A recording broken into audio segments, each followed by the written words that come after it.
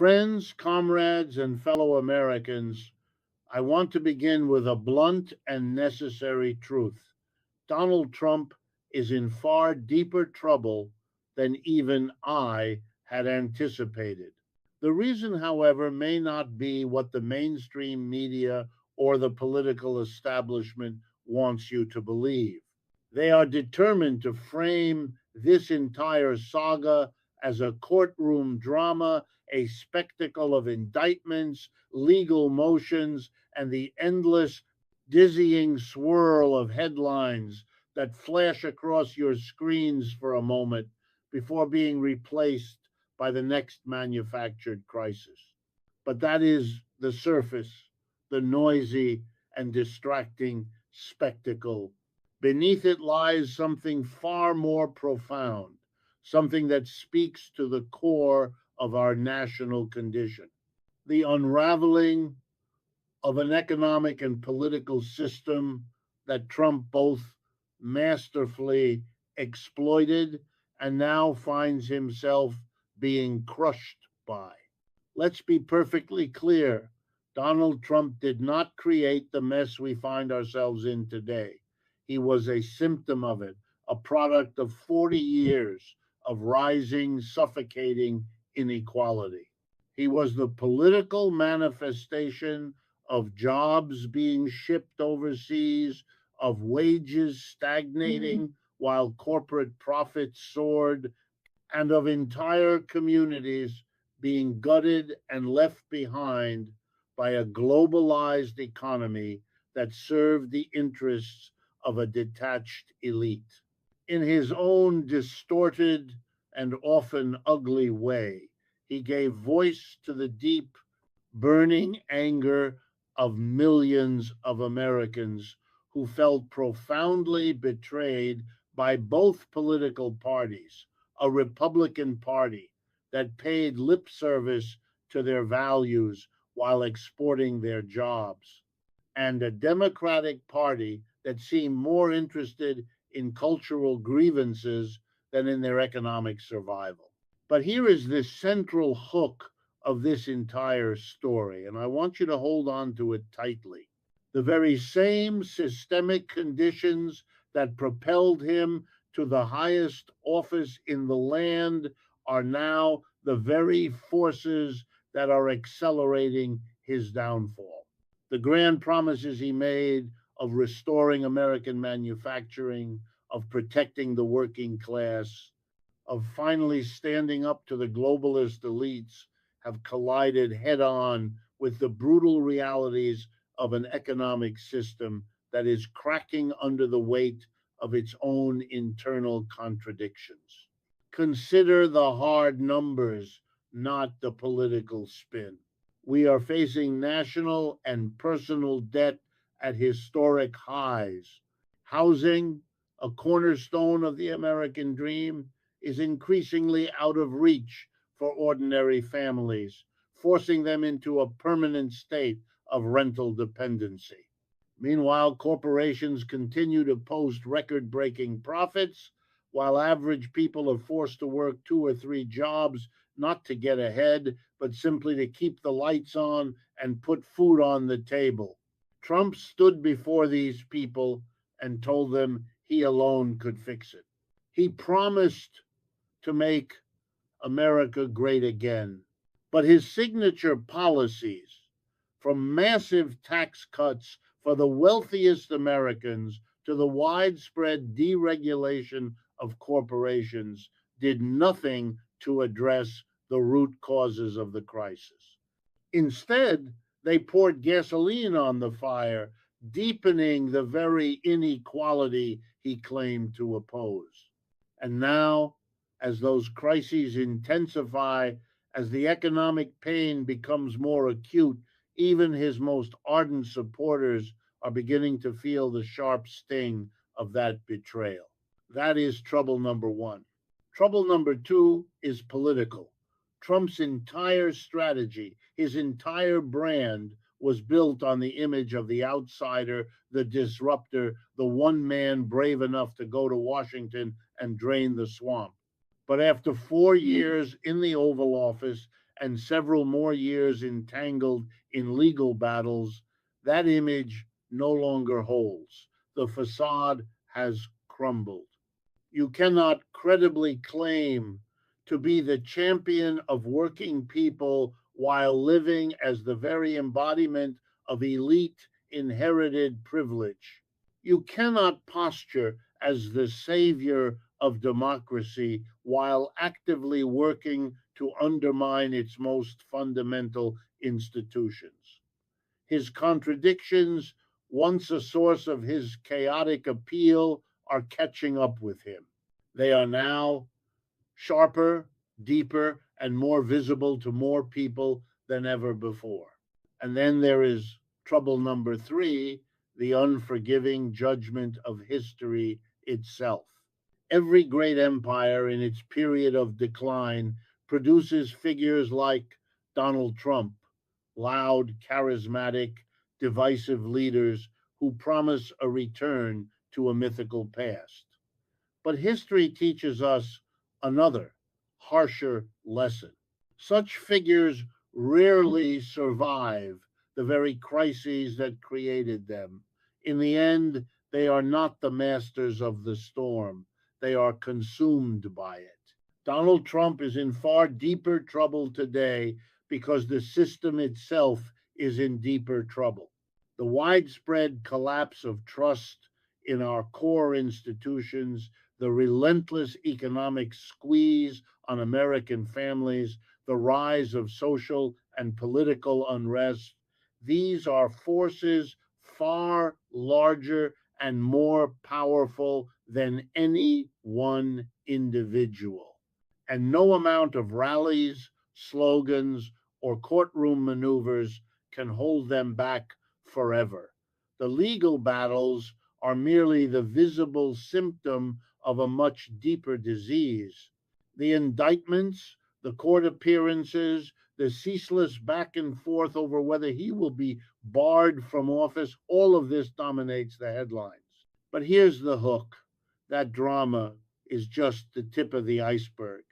The real story, the one that should worry Trump far more, is not the courtroom itself, but the broader ground beneath his feet that is cracking. If we mistake the noise of trials for the substance of his downfall, we miss the deeper forces closing in on him. Think of it this way, a legal crisis can damage a politician, but only when the political and economic environment no longer shields him. Richard Nixon survived scandal after scandal until the broader climate turned against him. Then the walls caved in quickly. Trump faces a similar dynamic. The courts alone cannot end his career. But combined with the collapse of his political narrative and the disillusionment of his supporters, they expose vulnerabilities far more serious than a jury's verdict. His trouble is not simply a legal matter, it is structural. Why? Because Trump built his political persona on the claim that he was an outsider, a man strong enough to push back against elites and deep state institutions. For years, that posture gave him cover. Every indictment became proof to his supporters that the system feared him. But here's the catch, when those same supporters begin to feel the weight of economic hardship, when their wages no longer cover rent or groceries, when their children cannot afford college or health care, the shield begins to weaken. At some point, the endless legal drama shifts from proof of his courage to evidence of chaos. The courtroom spectacle begins to look less like resistance and more like incompetence, distraction, and decline. This is where Trump's deeper trouble lies. His base was willing to forgive scandal after scandal so long as they believed he could deliver. But the United States today is not delivering for them, and he has no convincing answers. Inflation erodes paychecks. Housing remains out of reach. Medical debt crushes families, and the jobs that exist pay too little to sustain dignity. Trump promised to reverse all of this. Instead, during his time in office, his policies enriched the wealthy, widened inequality, and left working Americans even more vulnerable.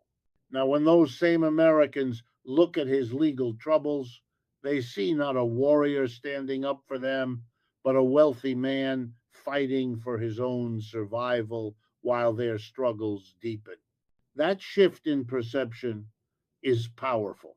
Political figures fall not simply because of what they do wrong, but because the public no longer finds them useful in navigating a crisis.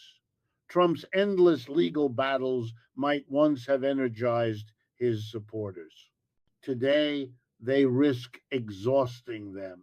Every new charge, every televised courtroom drama reinforces the sense that he is bogged down, trapped in a personal fight that has little to do with the urgent problems facing ordinary people.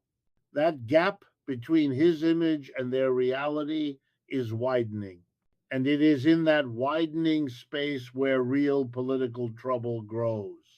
There is also a profound historical irony at play here. Trump styled himself as the great deal maker, the ultimate master of systems who could bend institutions to his will. Yet what is unfolding now reveals the exact opposite.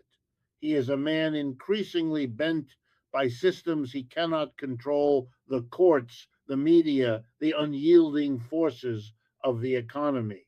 They are no longer props in his political performance. They are now the primary actors pushing the story forward, often directly against his will. For a political figure who built his entire brand on the perception of control and dominance, that reversal is devastating. Nothing punctures the myth of strength faster than the image of a man caught in a storm he cannot master. So when we say Trump is in far deeper trouble than anticipated, we must look past the courtroom stage. The real trouble is that the trials are merely symbols of this broader unraveling. The outsider image that no longer convinces, the economic promises that no longer persuade, and the supporters who no longer feel protected by his presence. Legal drama can be survived, systemic disillusionment cannot. Trump is learning day by day that his greatest threat is not the judge's gavel, but the erosion of the political and economic ground that once held him up. He rose to political power by promising ordinary Americans that he would deliver what decades of politicians had failed to provide: secure jobs, decent wages, and a pathway back to stability for working families. He tapped into a deep reservoir of anger that had been building for 40 years, an anger fueled by deindustrialization, factory closures, jobs outsourced overseas, and entire communities left to wither under the pressures of globalization. He told those people he would be their champion. He told them he would bring back manufacturing, tear up bad trade deals, and put the working class first. That was the hook that electrified his campaign, the billionaire who claimed to stand with the forgotten worker. But here is where the deeper trouble begins, because those promises did not hold. They collapsed under the weight of his actual policies, and with them, the very foundation of his political appeal is cracking. During his presidency, Trump's economic record diverged sharply from his populist rhetoric. Instead of lifting working families, his policies disproportionately favored the wealthy and the very corporations that already dominated the economy. His signature legislative achievement, the 2017 tax cut, was sold to the public as a boon for the middle class. He claimed it would unleash a wave of investment, create jobs, and raise wages. What actually happened was entirely predictable to anyone who understands how modern capitalism functions. Corporations use the massive windfall not for expansion or wage increases, but for record breaking stock buybacks, enriching executives and shareholders. While wages for ordinary workers barely moved, the wealthy saw their fortunes swell. That broken promise is now haunting him because it is difficult to maintain the mantle of a working class defender when your chief policy accomplishment left workers still gasping for air. Let's look closer at the trade issue. Trump hammered away at NAFTA and other agreements, telling steel workers, auto workers, and coal miners that he would revive their industries. Yet, despite his tariffs and renegotiations, the larger trends of automation, outsourcing, and global supply chains marched on relentlessly. The jobs continued to vanish. The promise of a restored industrial heartland never materialized. The harsh reality was that tariffs often raised costs for American consumers, squeezed small businesses dependent on global parts, and barely touched the deeper structural forces hollowing out American industry. And here is the painful hook: when people feel the gap between what they were promised and what they actually live, the disappointment cuts deeper than if nothing had been promised at all. Trump also played heavily on the image of protecting American workers from immigrant labor, suggesting that closing the border would safeguard jobs and raise wages. Yet, the core problems facing workers were never about immigrants. They were about corporate strategies designed to minimize labor costs and maximize profits at all costs. Even with stricter immigration policies, employers continued to suppress wages, bust unions, and exploit workers. Trump's scapegoating provided a convenient distraction from these systemic realities, but it did not change them. Today, more workers are realizing that the enemy was not their neighbor from another country, but the corporate boardroom that profited from their exploitation. Now, combine these failures with the current economic reality. Housing prices and rents are at historic highs. Healthcare costs remain a crushing burden.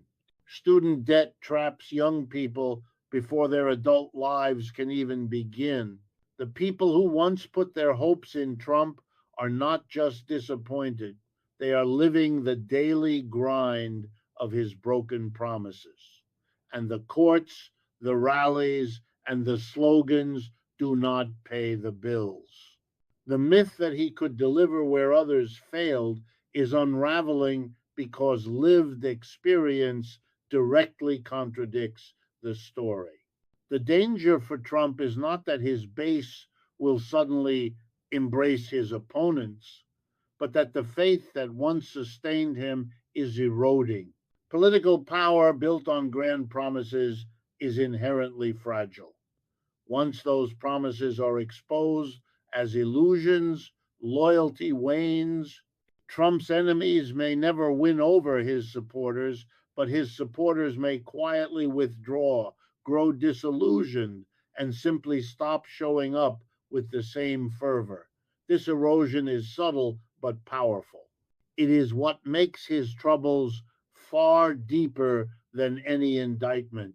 His greatest asset, the belief that he was different, is precisely what his record of broken promises has destroyed. The hook then is this: Trump is not simply facing opposition from the courts or the Democrats. He is facing opposition from reality itself. And reality is relentless. It shows up in the rent check, the grocery bill, the empty factory lot, the child who cannot afford health care, and the parent who cannot afford to retire. These are the places where promises collide with truth. And once that truth settles in, the politician who built his brand on economic salvation becomes just another figure in the long history of false prophets. Donald Trump's political identity was forged around a single powerful narrative. He was not like the others. He was the outsider, the disruptor, the man who had come to Washington to drain the swamp and break the stranglehold of a corrupt elite. That image was not just rhetoric, it was his armor.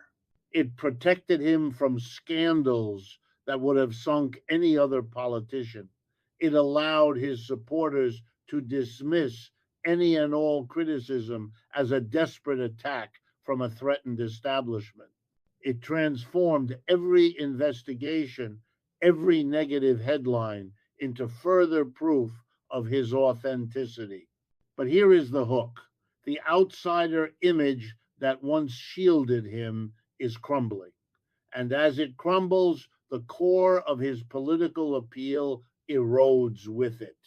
When Trump first descended that golden escalator, his immense wealth and brash persona made him seem untouchable, someone who could say what he wanted because he was not dependent on donors or party bosses. Many Americans, tired of politicians who seemed bought and paid for, admired that supposed independence. But over time, his actions in office and beyond revealed a contradiction that grows sharper with every passing year. Far from standing apart from the elite, he governed in ways that enriched them. His cabinet was stacked with billionaires, Wall Street executives, and corporate insiders. The swamp was not drained. It was repopulated with his own appointees who often continued the very practices he had railed against. The claim of outsider status begins to look hollow when the supposed outsider sits comfortably at the center of the very elite system he claimed to oppose. This contradiction now haunts him. The public can tolerate many things in a leader, but hypocrisy is poison. Trump told struggling workers that he alone understood their plight, yet he lived a life that was a monument to excess golf courses, luxury towers, and private jets. His image as a man of the people was always precarious, but in the beginning it felt fresh enough to be believable. After years of watching his policies benefit the wealthy, while their own lives grew harder, more and more of his supporters see through the illusion. And here lies the sharper hook.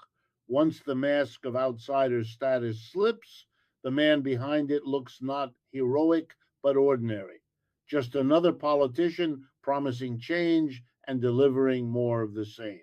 The legal troubles he now faces only deepen this unraveling.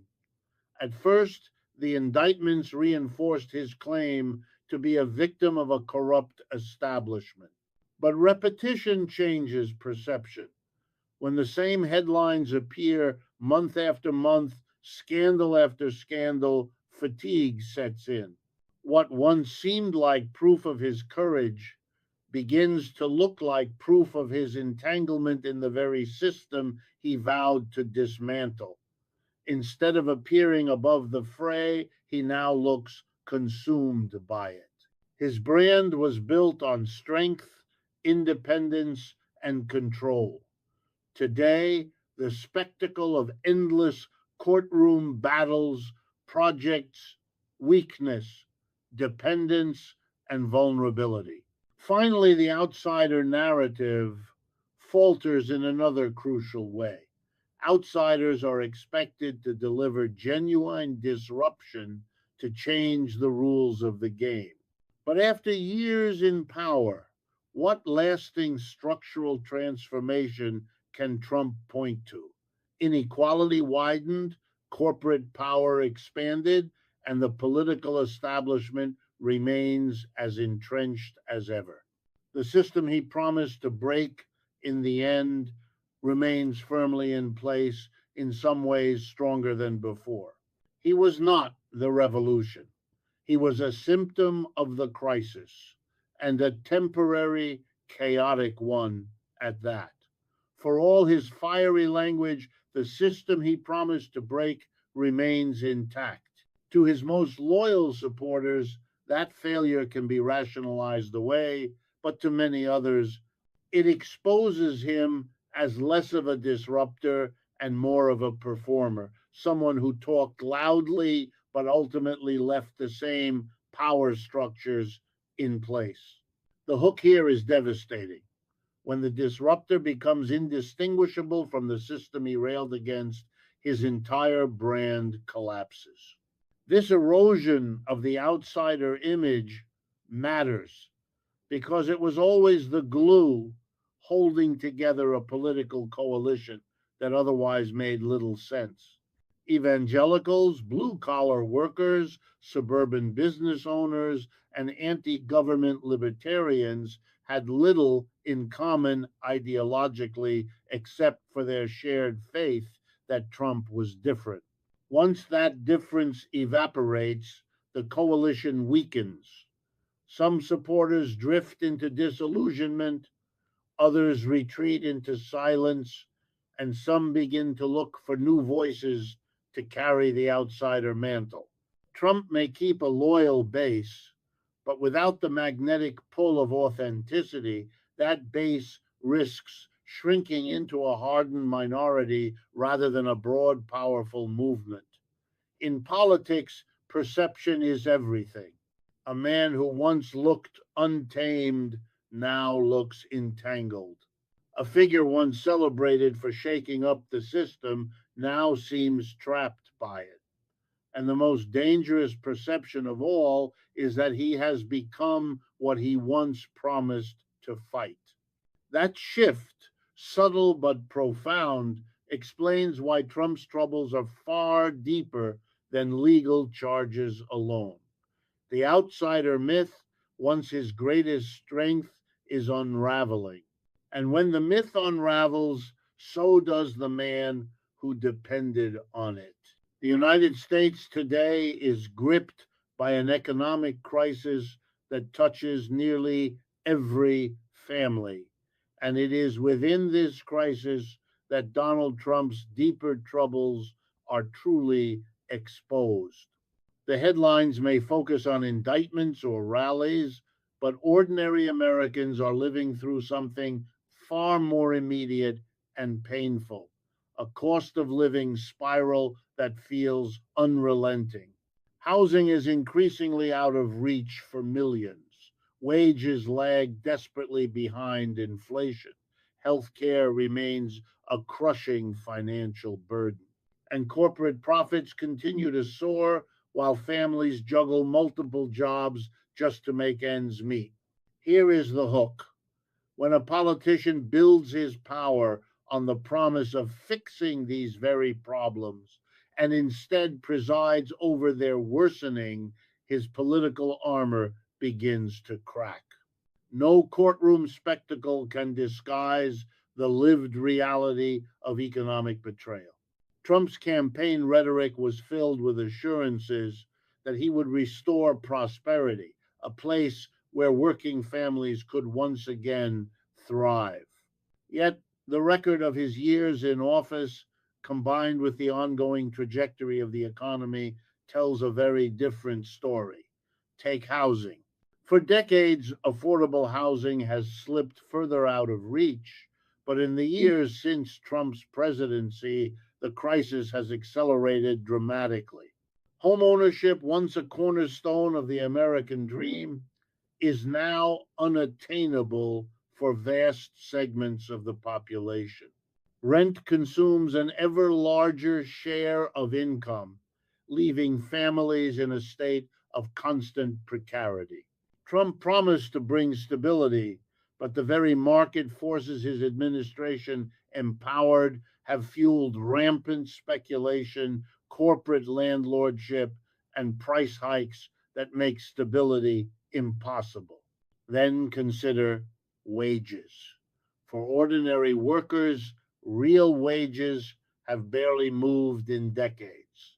Trump declared that under his leadership, workers would see dramatic improvement.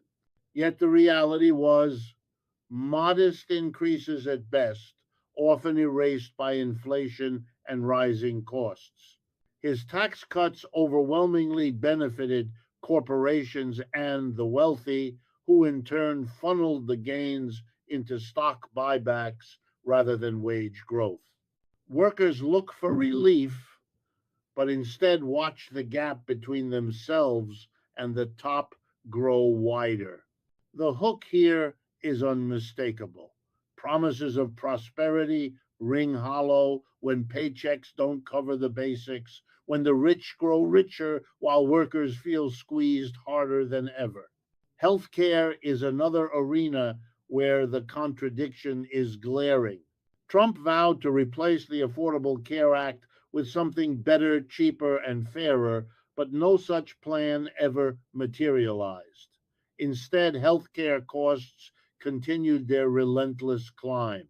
Families still ration insulin, drown in medical debt, and face the terror of a single illness wiping out their savings. For working class supporters who believed Trump would take on this crisis, the disappointment has hardened into frustration. A legal drama does not distract from a medical bill in the mailbox. At the same time, corporate America has flourished. During Trump's presidency and after, corporate profits have reached staggering heights. The largest companies have extracted more from workers while giving back less. Shareholders have seen unprecedented returns while employees struggle with unstable schedules and inadequate benefits. The image of Trump as a champion of the working man grows weaker each time another report shows record breaking corporate profits alongside stagnant wages. The contradiction between his rhetoric and the lived reality of capitalism under his watch is not theoretical. It is visible in every household budget stretched to the breaking point. This economic crisis is not just background noise to Trump's political fate, it is the central stage. When people feel economically secure, they can overlook scandals, forgive rhetoric, and even tolerate chaos.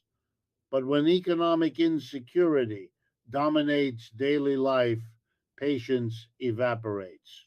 Trump's problem is that the very people who once placed their hopes in him now feel no better off and, in many cases, are worse off than before. The courtroom battles that once energized them begin to look irrelevant when compared to the daily battle of paying rent, affording groceries, or keeping a roof overhead. And here is the devastating hook. Trump's brand depended on being the man who could fix what others would not. He told Americans he alone could restore greatness, he alone could bring back prosperity. Yet today, as the crisis deepens, his image as a savior is colliding head on with the reality of failure. The economy exposes every false promise, every illusion, and every policy that enriched the few at the expense of the many. And once economic reality breaks the spell, no amount of slogans can put it back together. History has a way of repeating itself, especially in societies grappling with decline, and Donald Trump now finds himself caught in a pattern far older than his own career. When empires weaken, when economies falter, and when faith in institutions collapses, figures like Trump almost always emerge. They are loud, charismatic, divisive leaders who promise to restore greatness and claim to embody the will of the people against a corrupt elite. They thrive in moments of uncertainty, drawing their strength from chaos. But here is the hook. History shows us that these figures rarely outlast the very crises that brought them to power. They rise on the storm, but sooner or later, the storm consumes them. Trump is facing precisely this historical trap. Consider the Roman Republic in its final chaotic years, when profound economic inequality, political corruption, and social unrest produced strong men like Caesar who promised to cut through the gridlock of a failing system. Or look to 20th century Europe, where economic depression and political instability gave rise to authoritarian leaders who claimed only they could restore order and national pride. In every case, these figures became powerful symbols of resistance to decline, yet their personal fortunes were inextricably tied to crises that never truly abated. Once the promises they made collided with the stubborn realities of systemic breakdown, their aura of invincibility faded, often catastrophically. Trump now mirrors this trajectory. A man elevated by collapse, now weighed down by its unrelenting persistence. His rise was inseparable from the decades of economic decline in the United States, the loss of stable jobs, the outsourcing of industries, the hollowing out of communities, and the erosion of trust in political institutions. These conditions created the fertile ground for his appeal. He did not invent these problems, but he skillfully positioned himself as the answer to them. That strategy can work for a time, but history teaches a harsh lesson. Unless the underlying crises are resolved, the leader who embodies the solution eventually becomes identified with the failure to solve them. And here lies the sharp hook. The very conditions that lifted Trump up are now dragging him down because the crisis persists, and his inability to end it reveals weakness rather than strength. There is also the matter of time. Historical figures who ride waves of public anger and desperation must constantly prove their effectiveness. Their appeal depends on a perception of momentum. But when that momentum stalls, when grand promises remain unfulfilled year after year, disillusionment grows quickly. Trump has had nearly a decade in the national spotlight to prove he could reverse America's decline. Instead, the economy remains fragile for most, inequality deepens, and our institutions remain mired in dysfunction. The outsider, who once looked like a wrecking ball aimed at the establishment, now looks increasingly like another casualty of history's cycle. Finally, another lesson from history is that declining empires often turn their leaders into scapegoats. When people feel betrayed, when the promises of renewal fall flat, the leader who once carried their hopes becomes the figure blamed for their pain. Trump's legal battles and endless controversies make him an easy target for this process.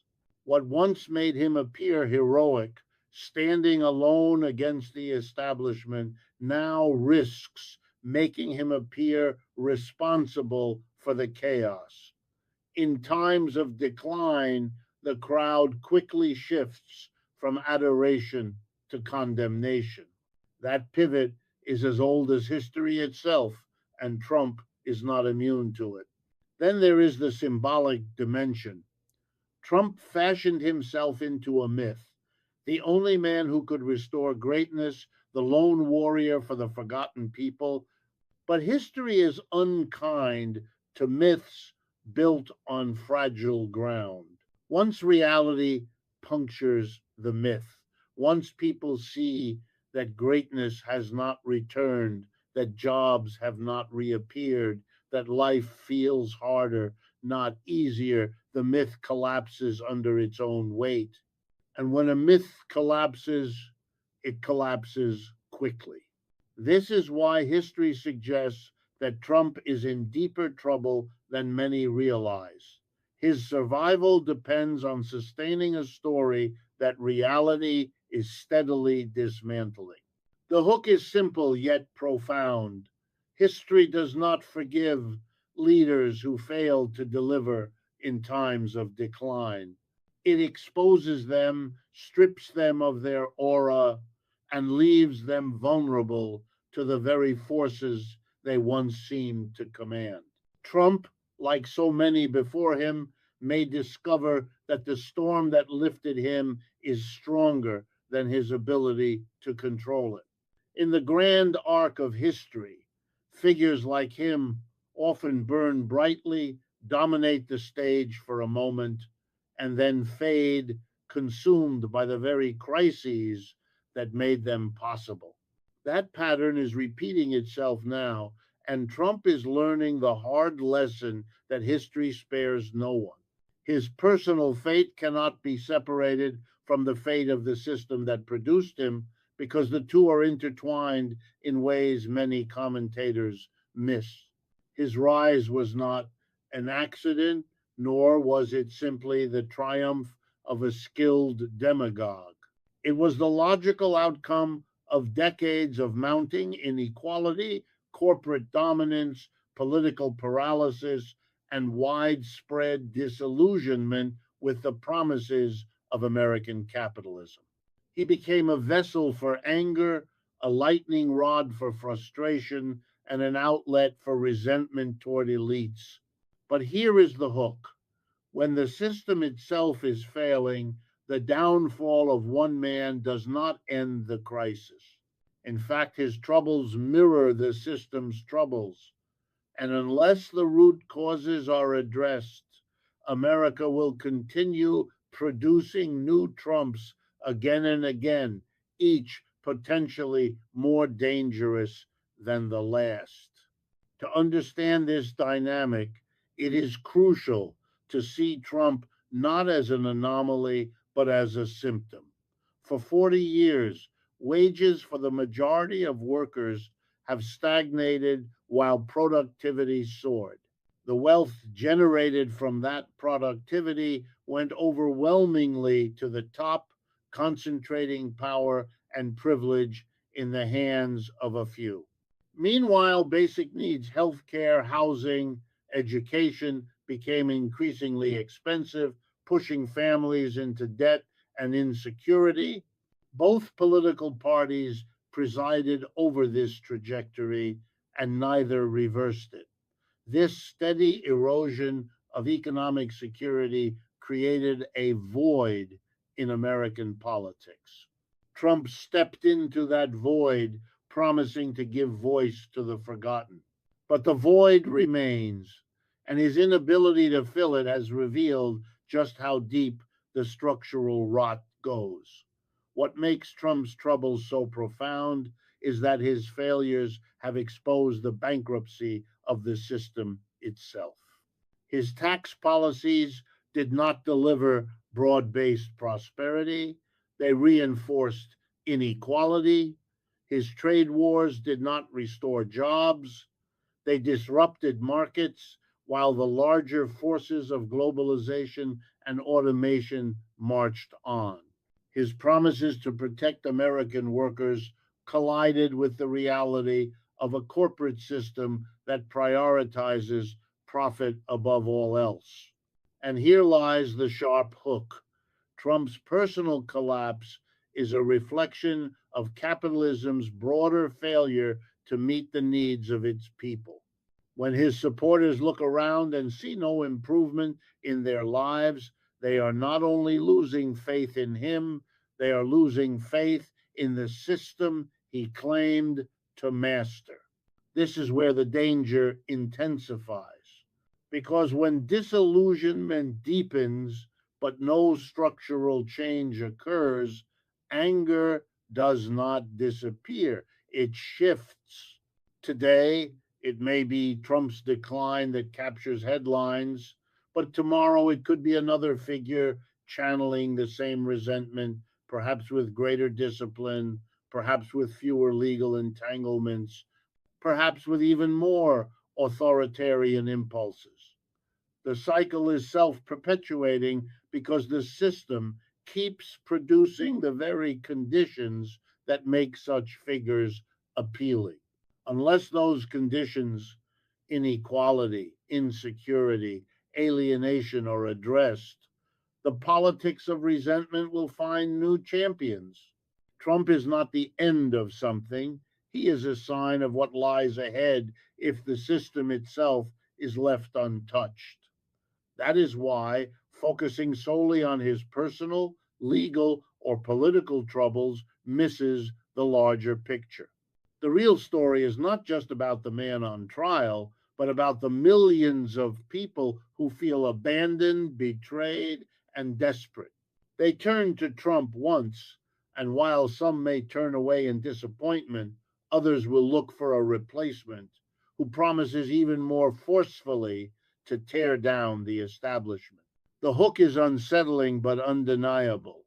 The fall of Trump may not weaken the populist wave, but strengthen it if people conclude that the system is still broken and no one has fixed it. His personal troubles, then, are a mirror held up to American capitalism. The distrust of institutions, the anger at elites, the sense of powerlessness among ordinary people, these are not accidents. They are the predictable consequences of an economic order that prioritizes wealth over well being. Trump did not cause this reality, he exploited it. But now, as he struggles under the weight of scandals, indictments, and failures, his troubles illuminate just how fragile and unstable that system has become. And if history is any guide, ignoring the systemic nature of the problem only ensures that new leaders will emerge from the wreckage, each claiming to be the savior, each feeding on the anger the system continues to generate. The hook to remember is simple but sobering. Trump's fate is not just his own, it is tied to the fate of a system in crisis. And unless that system is fundamentally changed, America will not be done with Trumpism, even if it is done with Trump. Let me conclude with this. Trump's troubles are real and they are deep, but they are not just his own. They are the troubles of a system that has been unraveling for decades, a system that enriches the few while leaving the many behind, a system that produces inequality, insecurity, and despair on a scale that no leader, no matter how loud, can hide forever. His rise was made possible by these failures, and his downfall is now being accelerated by them. We should not fool ourselves into thinking that once Trump is gone, the problems vanish with him. Unless we confront the root causes, the structures of an economy that serves profit before people, we will see new figures step into his place, new versions of the same politics of resentment. The real lesson is not about one man, but about the conditions that made him possible. Trump's story, in the end, is a mirror reflecting back the failures of American capitalism itself. The question is not whether he survives or falls. The question is whether we are ready to face what his rise and his troubles reveal about the system we all live in. To truly grasp the gravity of our moment, we must look beyond the fate of one man and consider the political landscape he has permanently altered. The departure of Trump from the center stage, whether through legal action, electoral defeat, or otherwise, does not close the void he so effectively exploited. That void, born of economic precarity, cultural anxiety, and profound institutional distrust, remains wide and deep. His movement gave a chaotic but powerful identity to these grievances. Now, that identity and the anger that fuels it seeks a new vessel, a new voice. This is the enduring legacy that haunts the system long after its most famous symptom has faded. Perhaps Trump's most lasting impact has been the normalization of the unthinkable. He systematically attacked the foundational norms of American democracy, the peaceful transfer of power, the independence of the judiciary, the legitimacy of the free press, and the very idea of objective truth. What was once considered beyond the pale is now a standard part of the political playbook for a significant portion of the electorate. This shift in the Overton window of acceptable discourse creates a far more perilous environment for the future. It paves the way for a successor who may share Trump's authoritarian instincts, but possess greater strategic discipline and ideological coherence. Such a figure, unburdened by Trump's personal baggage and chaotic style, could prove far more effective at dismantling democratic institutions from within. This danger is magnified by a media and information ecosystem that has become irrevocably fractured. We no longer inhabit a shared reality.